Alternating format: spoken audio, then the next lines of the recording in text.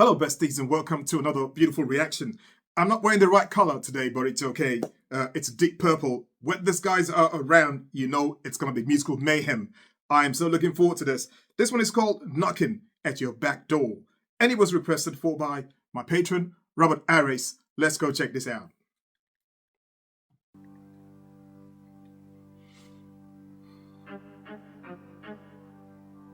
Spooky. Eerie, haunting, anticipating.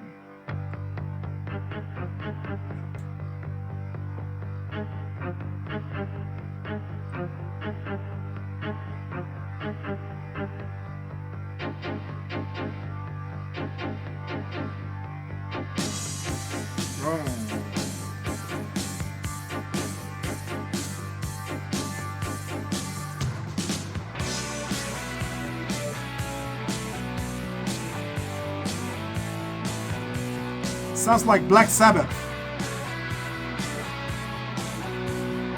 or some Ozzy Osbourne songs.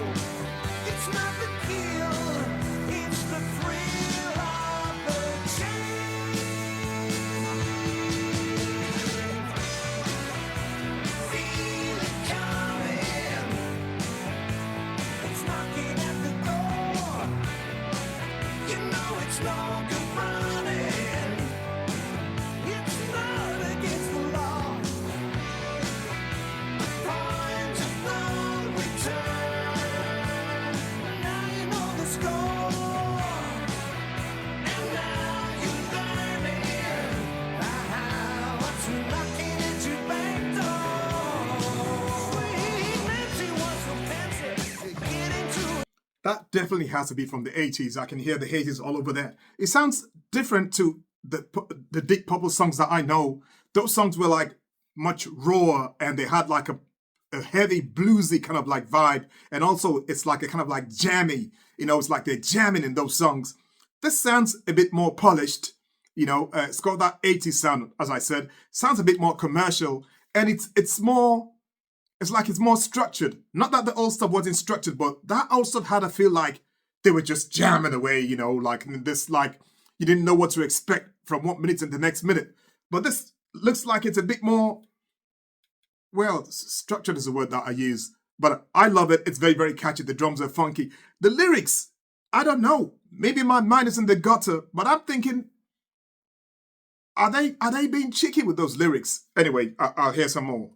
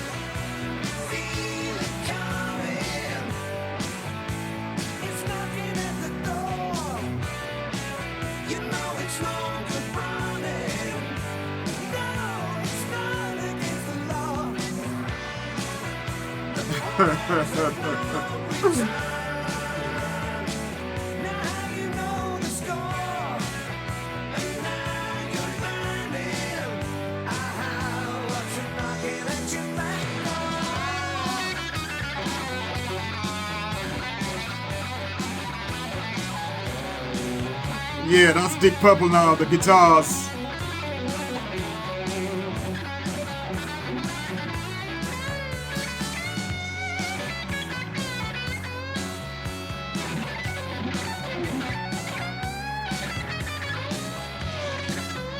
The lyrics are definitely naughty. We're going to talk about it.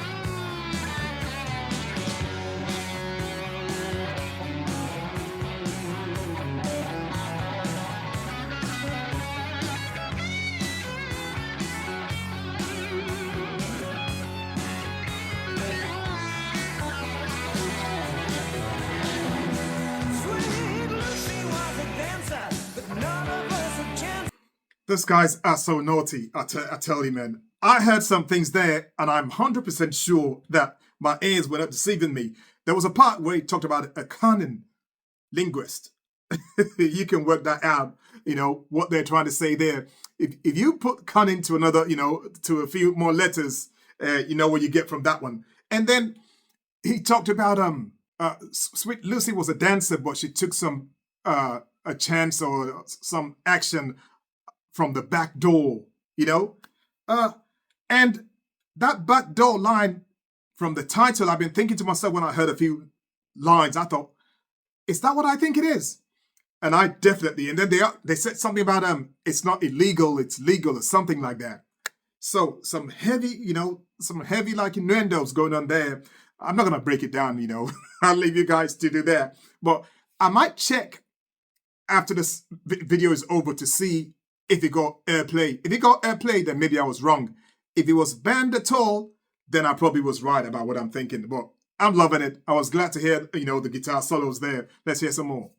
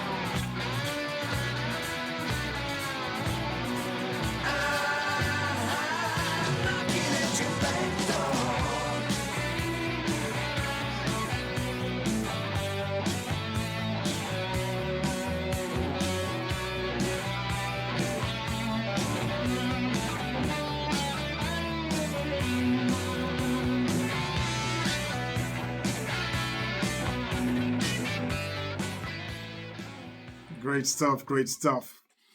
Great guitars.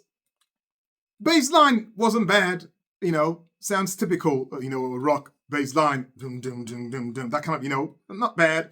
The groove, but it had that undeniable 80s sound. Didn't sound like the Deep Purple that I knew in the 70s. Well, I didn't know them in the 70s. I never listened to them in the 70s, but I've reacted to a few songs of theirs from the 70s, and I know what they sound like. This is different. This is the 80s. The sounds changed. And it looks like the audience came along with them because this video has got how many views? 22 million views. So they loved it. They loved what they heard. I'm glad about that because sometimes the bands, they change their sound or they move with the times and the fans are not happy about it. But they were definitely happy. Yeah, that reminds me. I want to see how the song did in the charts and see maybe there's anything about a ban or maybe I might even find out something about the lyrics. So let's go check this out. Whoa. Well, I'm not going to take credit for it because I think it was obvious. I think it's either obvious or I'm a very, very naughty boy. Check out what he says here. He says, the song is lyrically about backdoor sex. I don't know if I can say the A word. Maybe I might get in trouble. I don't know. But anyway, backdoor sex, it says. And it says it uses various sexual innuendos throughout the song. And then it says the song received heavy airplay. That's interesting. Heavy airplay. And it was used by the Seattle Supersonics. Maybe that's a football team or something. I don't know. In America, probably. And there's an interesting quote by the lead singer. He says, a guy called me from a radio station down in Texas. He phoned me up after it had been played on every radio station in America and said, is this what I think it's about? And I said, yeah. And he said, it's amazing. Every radio station in America is playing a song written about sex. And they don't even realize what's going on. And I was like, well, it's not in your face, sex. It's just a joke. It just came about with the lyrics. It's no big deal, but it's a humorous thing and it's not meant to be offensive. And I think it was just an afterthought. It certainly wasn't what inspired the song. Whoa. If you're a big fan of this band and you heard the song when it came out, did you know what it was about? And also, was there a time when radio found out and did they stop playing it? My take is, if there was a song and it's about, I don't know, it's got like so many sexual innuendos, as long as it wasn't spelled out, if it was done as here, like in an innuendo form, it should not be banned. Because if you're old enough to figure that out, you are old enough to listen to it. That's what I think, They censor the songs for the kids. So if the kids do not understand what's going on, why ban the song? That's my take on it. So if it's an innuendo and you have to decode it, you should not be banning the song. That's my take. Anyway, fantastic. Great stuff. I'm looking forward to the comment section to seeing what you guys have to say regarding this song and what happened back then when you heard it. I cannot wait. I enjoyed that one. Hope you guys liked it too. And if so, as usual, please don't forget to give the video a big like for me. Many thanks to you for that. If you found me today for the first time, welcome aboard. Thank you for stopping by. It's Harry. Stay cool, stay good. I'll see you later. Take care. Bye.